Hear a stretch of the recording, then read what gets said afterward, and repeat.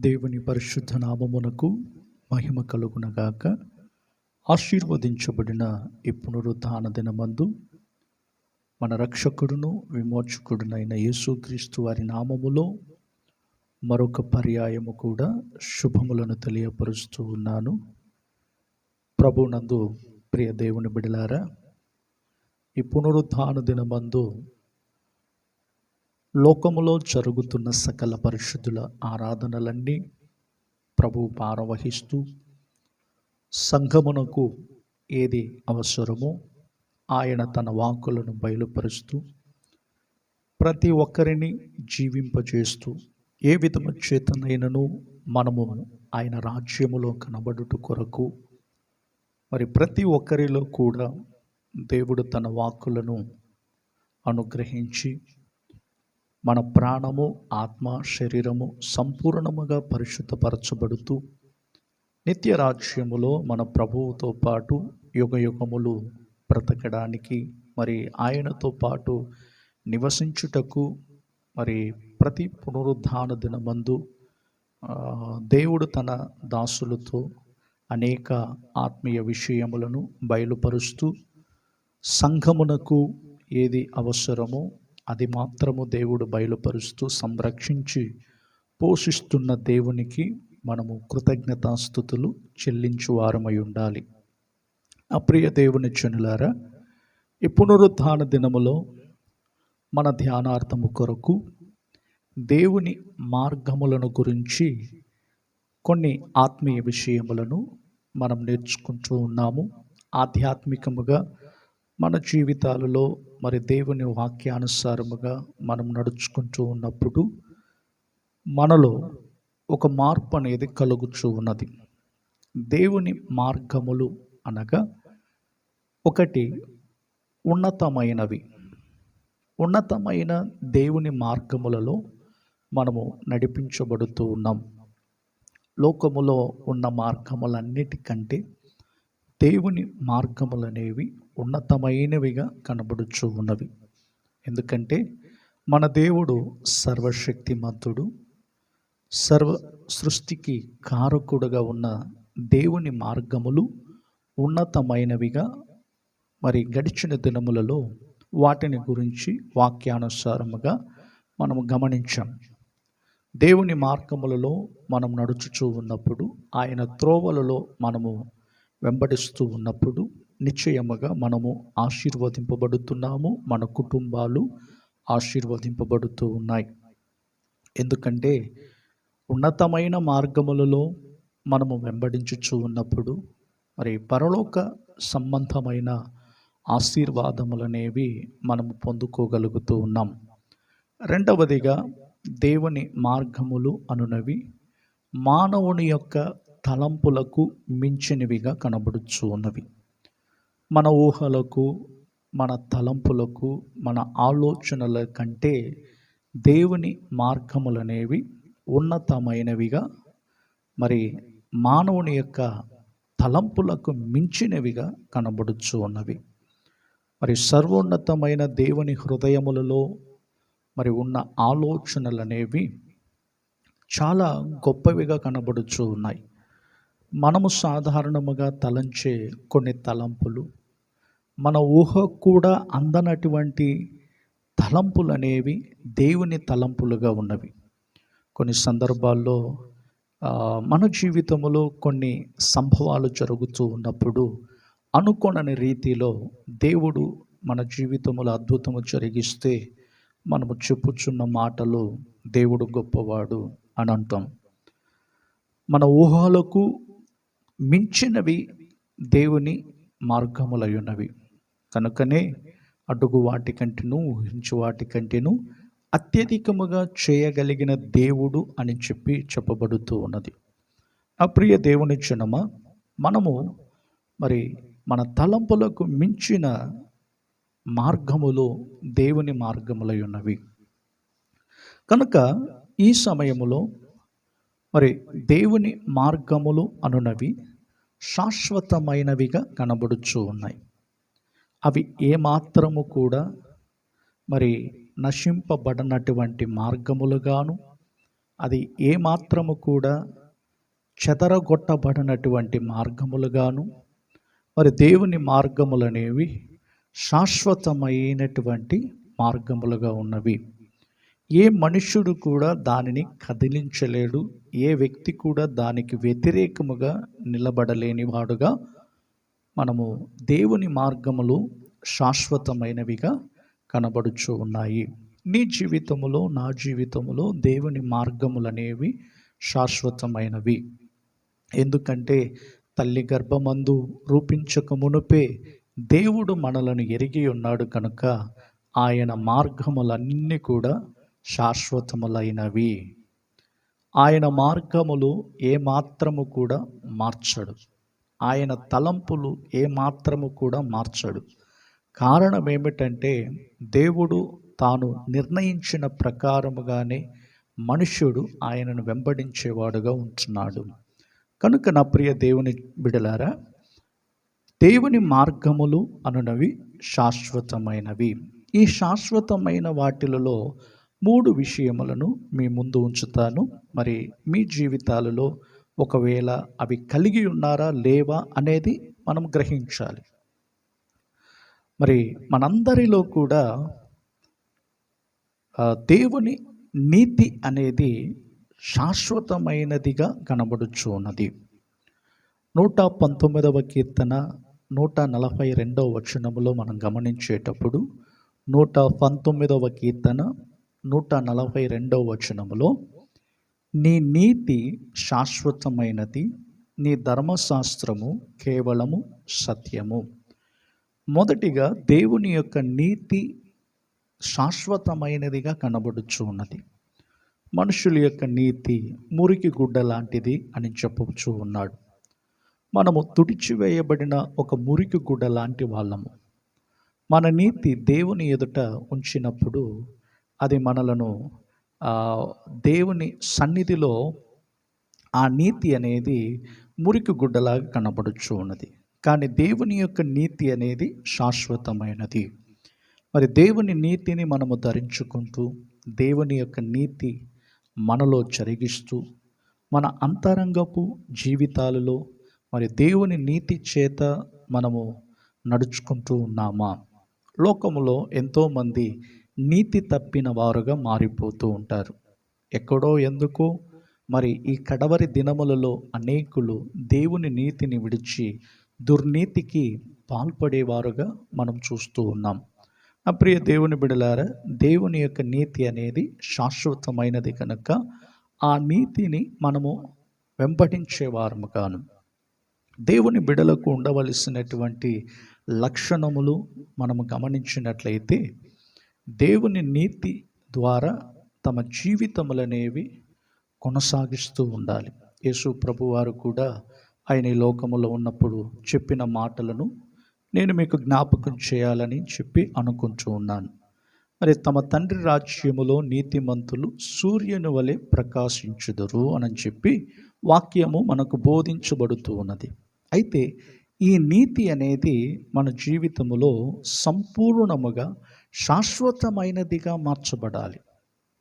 కనుక దేవుని నీతి ప్రతి ఒక్కరిలో కూడా కనబడుతూ ఉండాలి. యేసు ప్రభువారు యోహాను దగ్గరకు మరి బాప్తిస్మం పొందడానికి ఆయన వచ్చినప్పుడు ఇప్పటికీ నీతి యావత్తు మనలో జరగనిమ్ము అని చెప్పుచూ ఉన్నాడు. మరి నీటి బాప్తిస్మము ద్వారా మనము దేవుని నీతిని ధరించుకుని ఆ నీతి అనేది శాశ్వతమైనదిగా మార్చబడుతూ ఉన్నది. మరి కేవలం దేవుని బిడలకు దుర్నీతిలో బ్రతుకుతున్న వారిని, అనీతి కార్యములను చేయుచున్న వారిని చూసి దేవుని వాక్యం ఇలాగ చెప్పుచూ ఉన్నది, కేవలం మీ నీతి అనేది మురికి గుడ్డ లాంటిది అని చెప్పబడుతూ ఉన్నది. కనుక నా ప్రియ దేవుని ప్రజలారా, మనలో ప్రతి ఒక్కరము కూడా దేవుని నీతి అనేది ధరించుకుంటూ దేవుని కార్యములు మన జీవితాలలో సంపూర్ణముగా జరిగించబడుతూ ఉండాలి. కనుకనే యెషయా గ్రంథము 64వ అధ్యాయములో 6వ వచనములో, మేమందరము అపవిత్రము వంటి వారమైతిమి, మా నీతి క్రియలన్నీయు మురికి గుడ్డవలే నాయను, మేమందరము ఆకువలె వాడిపోతిమి, గాలివాన కొట్టుకొని పోవునట్లుగా మా దోషములు మమ్మను కొట్టుకొని పోయెను. చూడండి, నీతి క్రియలన్నీయు మా నీతి క్రియలన్నీయు మురికి గుడ్డ వలె నాయను, మేమందరము ఆకువలే వాడిపోతిమి. కనుక మానవుని యొక్క నీతి అనేది మురికి గుడ్డ లాంటిది, కానీ దేవుని యొక్క నీతి శాశ్వతమైనదిగా కనబడుచు ఉన్నది. ఇదే ఇక్కడ దావీదు భక్తుడు మరి 119వ కీర్తనలో ఈ మాటను ఆయన తెలియజేస్తూ ఉన్నాడు. రెండవదిగా దేవుని కృప శాశ్వతమైనదిగా కనబడుచు ఉన్నది. దేవుని యొక్క కృప శాశ్వతమైనది. యెషయా గ్రంథము 55వ అధ్యాయము 3వ వచనములో మనం చదివితే, చెవియొగ్గి నా యొద్దకు రండి, మీరు వినిన ఎడల మీరు బ్రతుకుదురు, నేను మీతో నిత్య నిబంధన చేసేదను, దావీదునకు చూపిన శాశ్వత కృపను మీకు చూపుదును అని అంటున్నాడు. దేవుని బిడలకు దేవుడు తాను చూపుతున్న కృప శాశ్వతమైనదిగా ఇక్కడ చెప్పబడుతూ ఉన్నది. దావీదునకు చూపిన శాశ్వత కృపను మీకును చూపుదును. ఈ కృప అనేది శాశ్వతమైనదిగా ఇక్కడ చెప్పబడుతూ ఉన్నది. అప్రియ దేవుని బిడలారా, దేవుని కృప లేనిదే మనము ఏ పని కూడా చేయలేని వారముగా ఉంటున్నాం. ఎందుకంటే దేవుని యొక్క కృపను గురించి పరిశుద్ధ లేఖనాలలో పలు విధాలుగా మనము గమనిస్తూ ఉన్నాం. భూమికిని ఆకాశమునకు ఎంత ఎత్తుగా ఉన్నదో నీ యందు భయభక్తులు గల వారి ఎడల కృప అంత అధికమగును అని చెప్పుచూ ఉన్నాడు.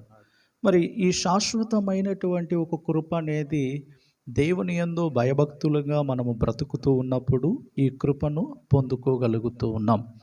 మరి దేవుని యొక్క కృపను గురించి అది జీవము కంటే ఉత్తమమైనది దేవుని యొక్క కృపగా చూపబడుతూ ఉన్నది. ఈ కృపను గురించి శాశ్వతమైనది. మరి దావీదుకు చూపిన కృప నేను నీకు చూపుదునని అంటున్నాడు కదా. మరి సౌలు రాజుగా నిర్ణయించబడినప్పుడు మరి సౌలుకు కలిగిన ఆ కృప అనేది దానికంటే ఉన్నతముగా మరి దావీదు యొక్క కుటుంబమునకు దేవుడు కృప చూపగలిగాడంటే దావీదు భక్తుని యొక్క జీవితములో మరి దేవునిని ఏ విధముగా ఆశ్రయించాడో మనందరికీ బాగుగా తెలుసు. ఎందుకంటే సౌలు యొక్క కుటుంబము రోజు రోజుకు నీరసిల్లిపోతూ ఉండేను, మరి దావీదు యొక్క కుటుంబము అంతకంతకు వర్ధిల్లుచూ ఉండేను అని చెప్పి దేవుని వాక్యములలో మనము గమనిస్తూ ఉన్నాం. నా ప్రియ దేవుని ప్రజలారా, మరి చెవియొగ్గి దేవుని యొద్దకు మనము వచ్చినప్పుడు, ఆయన మాటలను మనము వినినప్పుడు మనము బ్రతుకుతూ ఉన్నాము. ఆయన మనతో నిత్య నిబంధన చేసే మాట ఏమిటంటే, మరి ఆ కాలములో ధర్మశాస్త్ర కాలములో బ్రతికినటువంటి దావీదు భక్తుని యొక్క జీవితములో మరి దేవుడు కృప చూపిన విధముగాని క్రొత్త నిబంధనలో బ్రతుకుచున్న మనందరికీ దేవుడు తన కృపను శాశ్వతమైనటువంటి కృపను ఆయన మనకు చూపుతూ ఉన్నాడు. దేవుని కృప లేనిదే మనమేమీ చేయలేం. కనుకనే ఈ కృపను గురించి అనేక విధములుగా మరి దేవుని భక్తులందరూ కూడా కృపను గురించి అధికముగా పాడుతూ వచ్చారు. దేవుని యొక్క కృప అది శాశ్వతమైనదిగా మనం చూస్తూ ఉన్నాం. మొదటిగా దేవుని నీతి శాశ్వతమైనది, రెండవదిగా దేవుని యొక్క కృప శాశ్వతమైనది, మూడవదిగా మనము గమనించినట్లయితే దేవుని ప్రేమ అది శాశ్వతమైనటువంటి ప్రేమను గురించి చెప్పుచూ ఉన్నాడు. ఇర్మియా గ్రంథము 31వ అధ్యాయము 3వ వచనములో మనం గమనించగలము. చాలా కాలము క్రిందట యెహోవా నాకు ప్రత్యక్షమై ఇట్లనెను, శాశ్వతమైన ప్రేమతో నేను నిన్ను ప్రేమించుచున్నాను కనుక విడువక నీ ఎడల కృప చూపుచున్నాను. చూడండి, శాశ్వతమైనటువంటి ఒక ప్రేమ. దేవుని మార్గములను గురించి మనం ధ్యానిస్తూ ఉన్నాము కనుక దేవుని మార్గములలో మరి శాశ్వతమైన కార్యములను గురించి నేను మీకు తెలియజేస్తూ ఉన్నాను. నా ప్రియ దేవుని బిడలారా, శాశ్వతమైనటువంటి ప్రేమతో నేను నిన్ను ప్రేమించుచున్నాను. ఎవరు ఈ మాటలు చెప్పగలరు? దేవుడు ఇశ్రాయేలీయులను చూసి ఈ మాటలను చెప్పుచూ ఉన్నాడు. శాశ్వతమైనటువంటి ప్రేమతో నేను నిన్ను ప్రేమించుచున్నాను, నీ ఎడల విడువక కృప చూపుతూ ఉన్నానని చెప్పి ఇక్కడ తెలియజేస్తూ ఉన్నాడు.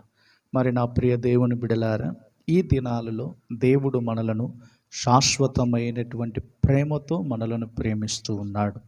మరి పునరుద్ధాన దినమందు మరి దేవుని సన్నిధిలో పాలు పొందుతున్నటువంటి ప్రతి ఒక్కరికి దేవుడు తాను తెలియజేస్తున్నటువంటి మాటలు ఏమిటంటే, శాశ్వతమైనటువంటి ప్రేమతో నేను నిన్ను ప్రేమించుచున్నాను. ఒకవేళ నీవు దేవునికి దూరముగా వెళ్ళిపోయి బ్రతుకుతూ ఉండవచ్చు. దేవుని కార్యములను గ్రహించకుండా దేవుడు చేసిన మేలును మరచిపోయి దౌర్భాగ్యమైన స్థితిలో నీవు ఉండవచ్చును. నీవు ఏ పరిస్థితిలో ఉన్నప్పటికీ దేవుని వాక్యము నీతో మాట్లాడుచూ ఉన్నది. శాశ్వతమైనటువంటి ప్రేమ చేత నేను నిన్ను ప్రేమించుచున్నానని చెప్పి దేవుడు మాట్లాడుచూ ఉన్నాడు. నా ప్రియ దేవుని జనమా, మరి దేవుని మార్గములనేవి శాశ్వతములైనవి. శాశ్వతమైనటువంటి మార్గములు, ఆ మార్గములు ఎన్నటికి చెదరిపోవు గనక ఆ మార్గములనేవి నిత్యము యుగయుగములు ఉండే మార్గములుగా ఉన్నవి. దేవుని రాజ్యము కూడా శాశ్వతమైనటువంటి రాజ్యమై ఉన్నది. ఈ లోక రాజ్యములన్నీ కూడా మరి కదిలింపబడుచున్న రాజ్యములుగా ఉన్నాయి. కానీ దేవుని రాజ్యం అనేది మరి నిశ్చలమైనటువంటి రాజ్యము. ఆ రాజ్యము కొరకు మనం అందరము కూడా ఎదురు చూస్తూ ఉన్నాం. ఇదే విషయమును హెబ్రీయులకు పత్రికలో మనము గమనించగలుగుతూ ఉన్నాం. మనము ఉండబోచున్నటువంటి పట్టణము కొరకు ఎదురు చూస్తూ ఉన్నామని చెప్పి ఆ పత్రికలో రాయబడి ఉన్నది. కనుక చలనము లేనటువంటి ఇవన్నీ కూడా, ఈ రాజ్యములన్నీ కూడా ఒక దినమందు కదిలింపబడే రాజ్యములుగా ఉన్నాయి. కానీ దేవుని యొక్క రాజ్యము శాశ్వతమైనటువంటి రాజ్యము. ఆ రాజ్యము కొరకు మనలను సిద్ధపరచుకోవడానికి మన ప్రాణము, ఆత్మ, దేహమును సంపూర్ణముగా పరిశుద్ధపరచుకుని మరి దేవుని మార్గములు శాశ్వతమైనవని గ్రహించి ఈ లోకమును మనం విడిచి ఒక దినమందు మన ప్రభువుతో పాటు యుగయుగములు ఉండబోవడానికి, అక్కడ మనము నివాసము చేయడానికి మనము ఈ భూమి మీద ఎంతగా మనము ప్రయాసపడుతామో అంతగా దేవుడు మనకు తన కృపనిచ్చి మనలను ఈ మార్గములో నడిపించునుగాక. ప్రేమ కలిగిన మా తండ్రి, మీకు స్తోత్రాలు చెల్లిస్తూ ఉన్నాము. ఆశీర్వదించబడిన ఈ మంచి సమయములో, ఈ పునరుద్ధాన దినమందు లోకములో జరుగుతున్న సకల పరిశుద్ధుల ఆరాధనలన్నీ మీరు భారం వహించండి. సంఘములో ప్రభువా పాలు పొందుతున్న మీ బిడ్డల ప్రతి ఒక్కరితో కూడా మీరు మాట్లాడి ధైర్యపరచమని ప్రార్థిస్తూ ఉన్నాము. మీ వాక్కులు ప్రతి ఒక్కరిని కూడా జీవింపచేస్తూ ఉన్నవి గనక, ఎవరైతే ఏ ఆశతోనూ, ఏ కోరికతోనూ తండ్రి, ఏ వాంఛతో మీ సన్నిధికి వచ్చి ఉన్నారో అలాంటి వారిని అందరినీ కూడా ప్రభువా మీరు జ్ఞాపకము చేసుకుని మీ మార్గములను తెలియచేయమని ప్రార్థిస్తూ ఉన్నాం. మీ మార్గములు ఉన్నతమైనవి, మానవుని యొక్క తలంపులకు మించినవి, మూడవదిగా అవి శాశ్వతమైనవి అని తెలియజేశారు. ఈ సమయములో ప్రభువా శాశ్వతమైనటువంటి మార్గములలో నీతి కలిగిన వారముగా, మీ కృప పొందుకునే వారముగాను, మీ ప్రేమ చేత మేము ఆకర్షింపబడి ఈ భూమి మీద ప్రభువా మీ మార్గములలో నడుచుకునే కృప మా అందరికీ దయచేయండి తండ్రి. వారం అంతటిలో కూడా మీ బిడ్డల యొక్క కుటుంబాలను మీరు దీవించి ఆశీర్వదించండి. రాకపోకలందు మీరు తోడుగా ఉండండి. ఉద్యోగ స్థలములలోను, వ్యాపారములలోను ప్రభువా మీరు తోడుగా ఉండి మీరు నడిపించండి. మరి సహోదరుడు ప్రభువా వ్యాధులతోనూ, బాధలతోనూ, కష్టములతోనూ ఉన్న ప్రతి ఒక్కరిని కూడా మీరు జ్ఞాపకం చేసుకొని మీ హస్తము చాపి మీరు ముట్టి బాగు చేయమని, స్తుతి, ఘనత, మహిమ, ప్రభావములు మీరే పొందుకోమని యేసు నామములో ప్రార్థించుచున్నాము తండ్రి. ఆమేన్. మన తండ్రి అయిన దేవుని యొక్క ప్రేమయు, కుమారుడైన యేసు క్రీస్తు వారి యొక్క కృపయు, పరిశుద్ధాత్మ యొక్క అన్యోన్య సహవాసమును ఇప్పుడును ఎల్లప్పుడును ప్రభు రాకడ వరకు సదాకాలము తోడయుండును గాక. ఆమేన్. Praise the lord.